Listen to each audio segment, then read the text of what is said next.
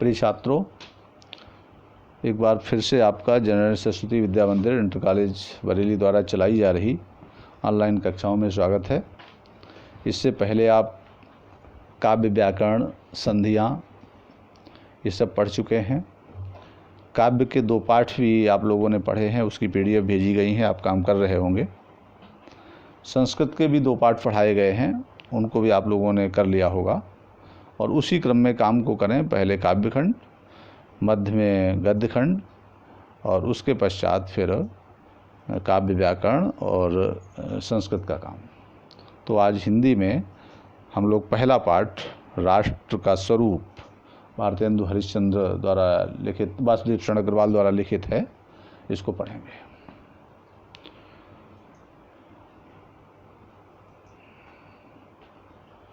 तो वासुदेव शरण अग्रवाल ने एक निबंध के रूप में इस पाठ को लिखा है, जिसमें 3 तत्व विशेष रूप से इन पर चर्चा की गई है।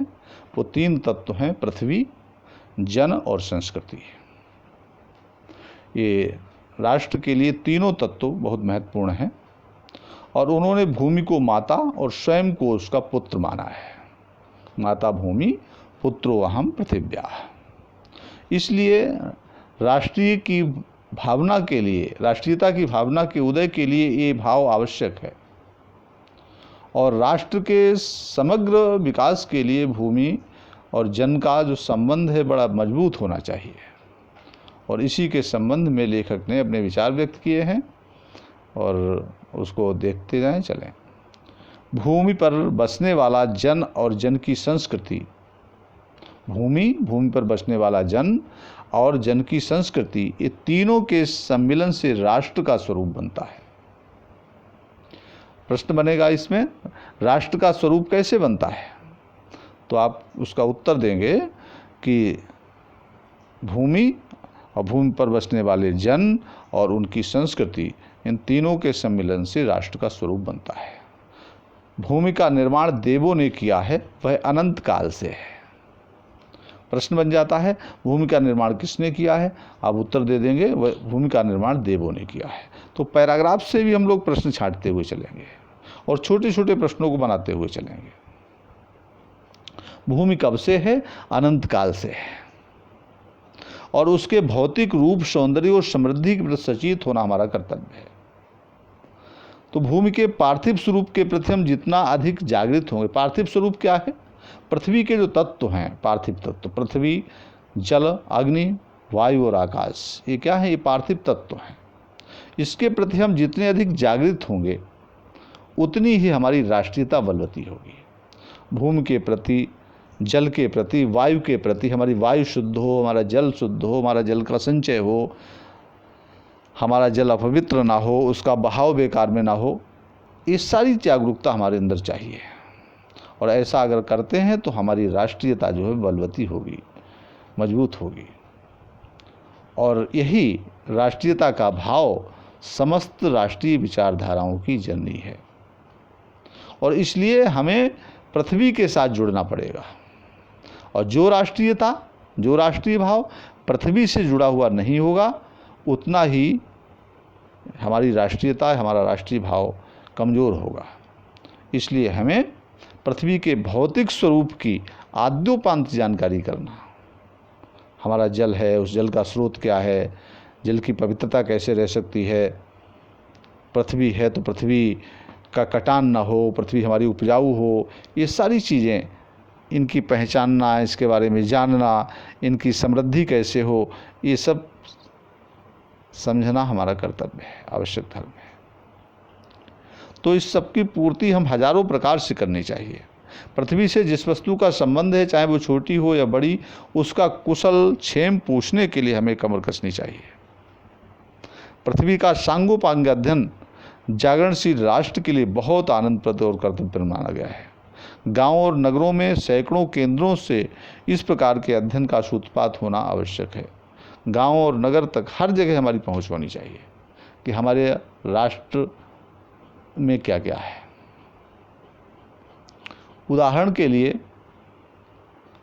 पृथ्वी की उपजाऊ शक्ति को बढ़ाने वाले मेघ, जो प्रतिवर्ष समय पर आकर अपने अमृत जल से इसे सींचते हैं, बल्कि बादल क्या हैं, बादलों की वृद्धि कैसे हो, वो अमृतमय जल बरसाते हैं, इन सब पर हमें अध्ययन करना चाहिए।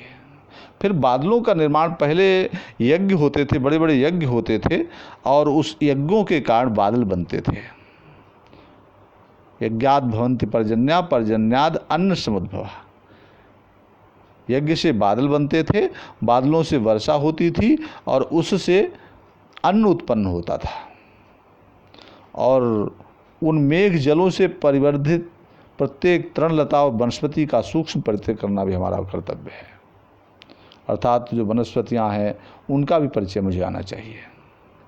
इस प्रकार जब हमारे ज्ञान के कपाट खुलेंगे तो निश्चित रूप से हम राष्ट्र के करीब पहुंचेंगे।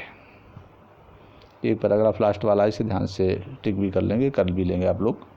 धरती माता की कोख में जो अमूल्य निधियां भरी हैं, जिसके कारण वह वसुंधरा कहलाती है। अब प्रश्न बनता है कि पृथ्वी को वसुंधरा क्यों कहते हैं? क्योंकि उसने अनेक वसुओं को जन्म दिया। वसु माने रत्न, इसने अनेक रत्नों को जन्म दिया है, इसलिए वसुंधरा कहलाती है। उससे कौन परिचित न होना चाहेगा, अर्थात उससे सभी को परिचित होना चाहिए। हमारी पृथ्वी पर जितनी भी धातुएं हैं, रत्न हैं, उन सभी में पृथ्वी के गर्भ में पोषण मिला है। हमारी जो पृथ्वी है, इसके अंदर ये सारे रत्न समाये हुए हैं, इसलिए इसको रत्न गर्भा भी कहते हैं। दिन रात बहने वाली नदियों ने पहाड़ों को पीस पीस कर अंगृत प्रकार की मिट्टियों से पृथ्वी की देह को सजाया है। तो ये नदियों के बारे में भी हमें जानकारी आवश्यक है। पृथ्वी की गोद में जन्म लेने वाले जड़ पत्थर कुशल शिल्पियों से संवारे जाने पर अत्यंत सौंदर्य के प्रतीक बन जाते हैं।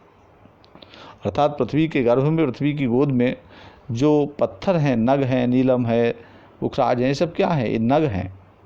ये जब तक इनको कुशल शिल्पियों के द्वारा संवारा नहीं गया तब तक ये अनगढ़ हैं, तब तक ये सौंदर्यहीन है। लेकिन जिस समय इनको कुशल कारीगरों के द्वारा बना दिया जाता है तो यह सौंदर्य के प्रतीक बन जाते हैं। तो प्रश्न बनता है, पृथ्वी की गोद में जन्म लेने वाले जड़ पत्थर सौंदर्य के प्रतीक कब बन जाते हैं? जब कुशल शिल्पी उनको संवार देते हैं, बना देते हैं। ऐसे छोटे छोटे प्रश्न। विंध्य की नदियों के प्रभाव में सूर्य की धूप में छिलकते रहते हैं। इसी तरह से और आगे बढ़िए। पृथ्वी और आकाश के अंतराल में जो कुछ सामग्री भरी है, पृथ्वी के चारों ओर फैले हुए गंभीर सागर जो जलचर और रत्नों की राशियां हैं, उन सबके प्रति चेतना। अर्थात गंभीर सागर में जो जलचर हैं, हमारे जलजीव हैं, जो रत्न हैं, वो सब हमारी संपत्ति है। तो उनके प्रति चेतना, उनके प्रति जागरूकता और उनका स्वागत कि हमारे ही हैं सब, ऐसे भाव हमारे अंदर होना चाहिए। हमारे राष्ट्र के नवयुवक हैं, उनके मन में इन सब के प्रति जिज्ञासा उत्पन्न होनी चाहिए और उनकी जानकारी, उनका सम्मान, उनकी सुरक्षा हमें करते रहना चाहिए। अगला पैराग्राफ छोटा सा है, देखेंगे आप लोग कि विज्ञान और उद्यम दोनों को मिलाकर राष्ट्र के भौतिक स्वरूप का एक ठाट खड़ा करना है। अर्थात विज्ञान को भी साथ लें और उद्यम, परिश्रम भी करें। इन दोनों को मिलाकर के हम राष्ट्र के भौतिक स्वरूप को एक नया स्वरूप दे सकते हैं, नया ठाठ दे सकते हैं। और यह कार्य बड़ी प्रसन्नता और बड़े उत्साह और परिश्रम के साथ करना चाहिए। ये हमारा ही काम है, भार रूप नहीं है। हमारा एक ध्येय होना चाहिए कि राष्ट्र में जितने भी हाथ हैं, उनसे कोई भी इस कार्य में भाग लिए बिना रीता न रहे। न हो साथ कोई, कहते हैं कि एक अकेला थक जाएगा, मिलकर बोझ उठाना, साथ ही हाथ बढ़ाना। ऐसा गीत हम लोग गाते हैं कि राष्ट्र में जितने भी हाथ हैं, उनमें से कोई भी इस कार्य में भाग लिए बिना रीता न रहे। तभी हम मातृभूमि की पुष्कल समृद्धि, सब प्रकार की समृद्धि और उसके रूप को हम सजा सकते हैं। हम इसको सौंदर्य प्रदान कर सकते हैं। ये छोटे छोटे पैराग्राफ आप करेंगे और उनमें जो छोटे छोटे प्रश्न बनते हैं उनको भी करते हुए चलेंगे। प्रश्न बनता है, मातृभूमि की पुष्कल समृद्धि और रूप मंडन कब किया जा सकता है? जब सारे लोग एक साथ आएं सब लोग मिलकर के किसी कार्य को आगे करें, तब हम ये मातृभूमि की पुष्कल समृद्धि कर सकते हैं। आगे बढ़ें। मातृभूमि पर निवास करने वाले मनुष्य का दूसरा अंग क्या है? राष्ट्र का दूसरा अंग जन है। पृथ्वी हो, मनुष्य ना हो तो राष्ट्र की कल्पना हो सकती है क्या? प्रश्न बन सकता है, राष्ट्र की कल्पना कब संभव है? जब पृथ्वी और मनुष्य दोनों हो तो राष्ट्र की कल्पना संभव है। राष्ट्र का स्वरूप कब संपादित होता है? पृथ्वी और जन दोनों के सम्मिलन से ही राष्ट्र का स्वरूप संपादित होता है। अर्थात पृथ्वी और जन दोनों होंगे तभी राष्ट्र बन सकता है। जन के कारण ही पृथ्वी मातृभूमि की संज्ञा प्राप्त करती है। अगर पृथ्वी है उसको हम भारत माता कहते हैं, और अगर जन ना हो, उसके पुत्र ही ना हो, पुत्र पुत्रियां ना हो, तो वो माता कहाँ से हो सकती? माता का नाम तो उसको तभी मिला है जब उसके सामने जन है, पुत्र हैं उसके। माता भूमि पुत्रो अहम पृथिव्या, अर्थात माता भूमि है और मैं उसका पुत्र हूँ। यही एक संबंध हम सभी को बांधे हुए है। ये भाव जब सशक्त रूप में जागता है तब राष्ट्र निर्माण के स्वर वायुमंडल में भरने लगते हैं। और जब हम पृथ्वी को एक भूमि का टुकड़ा न मान करके जब हम उसको माँ के रूप में मान लेते हैं, तो फिर एक राष्ट्र का भाव का स्वर, एक राष्ट्र प्रेम का स्वर गूंजने लगता है और वो भाव लोगों के अंदर उत्पन्न हो जाता है। और उसी क्षण आनंद और श्रद्धा से भरा हुआ उसका प्रणाम भाव मातृभूमि के लिए प्रकट हो जाता है। नमो मातृ पृथिव्ये, नमो मातृ पृथिव्ये। और हर व्यक्ति के मन में एक बात भाव उत्पन्न होता है, माता पृथ्वी को प्रणाम है, माता पृथ्वी को प्रणाम है। और यही प्रणाम भाव भूमि और जन का क्या है? दृढ़ बंधन है। यही हमको मजबूती से बांधे हुआ है, हम इससे अलग नहीं हो पाते हैं। आप देखें, विषुवत क्षेत्र में रहने वाला व्यक्ति अपने बहुत गर्मी वाले स्थान पर रहता है, लेकिन अपनी मातृभूमि को नहीं त्यागता। और बहुत ठंडे स्थानों पर, बर्फीले स्थानों पर वहाँ का नागरिक रहता है, और वो अपने उस स्थान को, कष्टपूर्ण स्थान को भी त्याग कर दूसरी जगह नहीं जाता। तो ये क्या है? क्योंकि वह भूमि का टुकड़ा नहीं, वह उसकी जननी जन्मभूमि है, जिसको छोड़ करके वो दूसरी जगह जाना नहीं चाहता। वो मातृभूमि के साथ अपना संबंध जोड़ना चाहता है। तो इसलिए हमें अपने कर्तव्यों के प्रति इसे पहले कर्तव्य में रखना चाहिए। और माता क्या है? माता अपने सब पुत्रों को समान भाव से देखती है। पृथ्वी पर रहने वाले सारे जन उसके लिए बराबर हैं। जैसे माता के लिए प्रत्येक पुत्र, चाहे छोटा हो चाहे बड़ा हो, उसके लिए सारे पुत्र एक समान होते हैं। ऐसा भाव हम लोगों के मन में रहना चाहिए। आगे बढ़ते हैं। इस देश में आप देख रहे हैं अनेक प्रकार की भाषाएं बोलने वाले, अनेकों धर्मों के मानने वाले लोग हैं, फिर भी ये क्या है? मातृभूमि के पुत्र हैं। इसी कारण उनका सौहार्द भाव अखंड है। भाषाएं अलग हैं, धर्म अलग हैं, लेकिन ये सब क्या? इस मातृभूमि के पुत्र हैं, इसलिए वो अखंड रूप से सब जुड़े हुए हैं। इसलिए इसी भाव के कारण उनमें कोई भेदभाव उत्पन्न नहीं होता। सारी जातियां उनके लिए एक समान हैं। अब आगे देखेंगे। जन का प्रवाह अनंत होता है। सहस्रों वर्षों से भूमि के साथ जन ने तादात्म्य किया है। जो मानव है, ये मानव कहाँ तक जाएगा? इसका जो प्रवाह है, इसकी जो गति है, वो अनंत तक जाएगी। इसका कोई अंत नहीं है। सहस्रों वर्षों से भूमि के साथ राष्ट्रीय जन ने तादात्म्य किया। तादात्म्य माने आत्मसात किया है, मेल किया है। जब तक सूर्य की रश्मियाँ नित्य प्रातःकाल भुवन को अमृत से भर देती हैं, तब तक राष्ट्रीय जन का जीवन भी अमर है। ये राष्ट्रीय जन क्या जल्द समाप्त होने वाला थोड़ी है। जब तक ये सूर्य चंद्र रहेंगे, तब तक राष्ट्रीय जन भी रहेगा।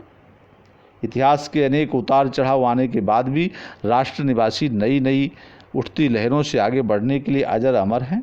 अर्थात इन सभी कष्टों को सहन करते हुए भी वह नदी की धारा की तरह हैं, जो निरंतर प्रवाहित होते रहेंगे और अपनी इस मातृभूमि को माता के रूप में देखते रहेंगे, इसका पोषण और संवर्धन करते रहेंगे। इसका तीसरा अंग है, राष्ट्र का तीसरा अंग है जन की संस्कृति। और अब मनुष्य ने युगों युगों से सभ्यता का निर्माण किया है, और ये क्या है? उसके जीवन की श्वास प्रश्वास है, उसकी गति है। बिना संस्कृति के जन की कल्पना कबंध मात्र है। कबंध क्या है? बिना जन के संस्कृति के जन की कल्पना कबंध मात्र है, मतलब बिना सिर के जैसे धड़ होता है, ऐसे ही संस्कृति के बिना मनुष्य है। संस्कृति जन का मस्तिष्क है। संस्कृति के विकास और अभ्युदय के द्वारा ही राष्ट्र की वृद्धि संभव है। इसका विकास, इसकी उन्नति जब होगी संस्कृति की, तभी राष्ट्र की वृद्धि हो सकती है। इसीलिए राष्ट्र के समग्र रूप में भूमि और जन के साथ संस्कृति का भी उतना ही स्थान है। यदि भूमि और जन अपनी संस्कृति से अलग कर दिए जाएं, विरहित कर दिए जाएं, विरहित माने अलग कर दिए जाएं, तो राष्ट्र का लोप समझना चाहिए। अगर जिस राष्ट्र में संस्कृति नहीं है तो समझ लो वो राष्ट्र का लोप हो जाएगा, राष्ट्र वो समाप्त हो जाएगा, क्योंकि जीवन के बिटअप का पुष्प संस्कृति है। ये जीवन रूपी जो वृक्ष है, तो उस जीवन रूपी वृक्ष का जो पुष्प है वो संस्कृति है। जैसे कि पेड़ पर लगा हुआ पुष्प सारे पेड़ की शोभा को बढ़ाता है, ऐसे ही हमारी संस्कृति हमारे सौंदर्य को, हमारे सम्मान को बढ़ाती है। और इसी के कारण हमारा यश भी अंतर्निहित है इसमें। ज्ञान और कर्म दोनों के पारस्परिक प्रकाश की संज्ञा और संस्कृति है। यानी ज्ञान पूर्वक कर्म कीजिए, और इसी को संस्कृति कहते हैं। इस प्रकार पूरे पाठ को ध्यान से पढ़ते हुए चलिए। हर पाठ इसमें व्याख्यात्मक है, हर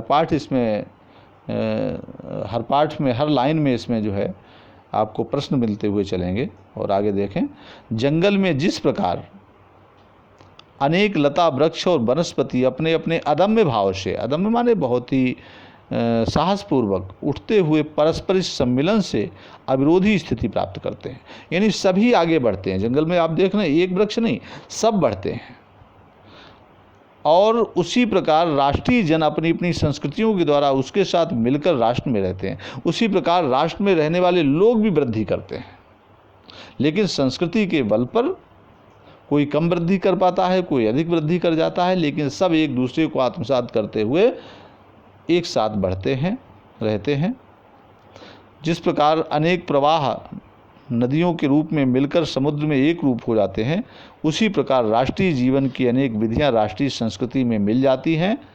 और कहते हैं, समन्वय युक्त जीवन ही राष्ट्र का सुखदायी रूप है। कैसा जीवन राष्ट्र का सुखदायी रूप है? समन्वय युक्त। समन्वय माने मेल, मेल जोल का जीवन। लास्ट पैराग्राफ देखें, साहित्य, कला, नृत्य, संगीत, आमोद प्रमोद अनेक रूपों में राष्ट्रीय जन अपने अपने मानसिक भावों को प्रकट करते हैं। साहित्य के रूप में, कला के रूप में, नृत्य के रूप में, गीत के रूप में, मनोविनोद के रूप में राष्ट्रीय जन अपने मानसिक विचारधाराओं को प्रकट करते हैं। आत्मा का जो विश्वव्यापी आनंद भाव है वह इन विविध रूपों में साकार होता है। अर्थात आत्मा जब आनंदित होती है तो वो किसी न किसी रूप में, नृत्य के रूप में, गीत के रूप में अपना प्रकटीकरण करती है। आनंद की दृष्टि से उनमें एक सूत्रता है। जो व्यक्ति सहृदय है वह प्रत्येक संस्कृति के आनंद पक्ष को स्वीकार करता है। अर्थात जो हृदयवान व्यक्ति है वह व्यक्ति प्रत्येक संस्कृति में आनंद का अनुभव करता है, उससे आनंदित होता है। और इसी प्रकार की जो उदार भावना है, जो विशाल भावना है, वो अनेक लोगों के लिए और राष्ट्र के लिए बहुत ही हितकारी है।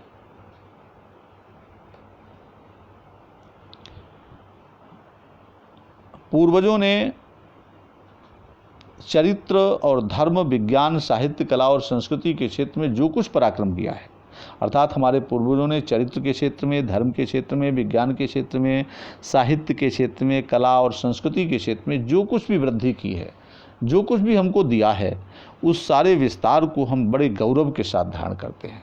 अर्थात हम अपनी संस्कृति पर गर्व करते हैं और उसके तेज को अपने भावी जीवन में साक्षात देखना चाहते हैं।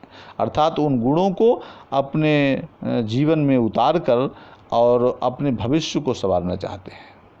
यही राष्ट्र संवर्धन का भी स्वाभाविक प्रकार है। अर्थात राष्ट्र संवर्धन भी हमारे पूर्वजों के द्वारा जो परंपराएं बनाई गई हैं, जो संस्कृति निर्धारित की गई है, उसके आधार पर हो सकता है। जहां अतीत वर्तमान के लिए भार रूप नहीं है, अर्थात अतीत भी हमारे लिए कोई बोझ नहीं है, जहाँ भूत वर्तमान को जकड़ नहीं रखना चाहता, अर्थात हमारा जो भूतकाल है वो भी हमें बांधे हुए नहीं है, उसे हम वरदान के रूप में मानकर अपने अतीत का स्मरण करके हम अपने भविष्य को उज्जवल बनाएं, ऐसे हम उस राष्ट्र का स्वागत करते हैं। तो छोटे छोटे प्रश्न इनमें बनते हैं। तो हमारे पूर्वजों ने किस क्षेत्र में क्या पराक्रम किया है, तो आप उत्तर दे सकते हैं। हमारे पूर्वजों ने चरित्र, धर्म, विज्ञान, साहित्य, कला, संस्कृति के क्षेत्र में पराक्रम किया है अर्थात विस्तार किया है। राष्ट्र संवर्धन का स्वाभाविक प्रकार क्या है, तो इसमें आप बता सकते हैं जहाँ भूत वर्तमान को जकड़ के नहीं रखता, ये सारी बातें उसमें हम लोग समझा सकते हैं। पूरे पाठ को शुरू से आखिर तक पढ़ें ताकि आप ये बता सकें ये लाइनें किस पाठ की हैं, किस लेखक की हैं। छोटे छोटे प्रश्नों को समझते हुए चलें। जो PDF आपको भेजी जाएगी गृहकार्य में, उसमें प्रश्न भी दिए हुए हैं और उन्हीं गद्यांशों में से प्रश्न आपको छांटना है और 5 प्रश्न उसमें दिए होंगे। एक प्रश्न संदर्भ का होगा, एक प्रश्न के लिए साहित्यिक उसमें रेखांकित अंश दिया होगा, उसकी व्याख्या करनी होगी, और 3 प्रश्न और छोटे छोटे होंगे। ऐसे करके 2 गद्यांशों की व्याख्या आप करेंगे। PDF आपको भेज दी जाएगी, पढ़ते रहिए। मासिक टेस्ट भी आपका इन्हीं जो ऑनलाइन शिक्षण चल रहा है इसके आधार पर विद्यालय खुलने पर किया जाएगा। धन्यवाद।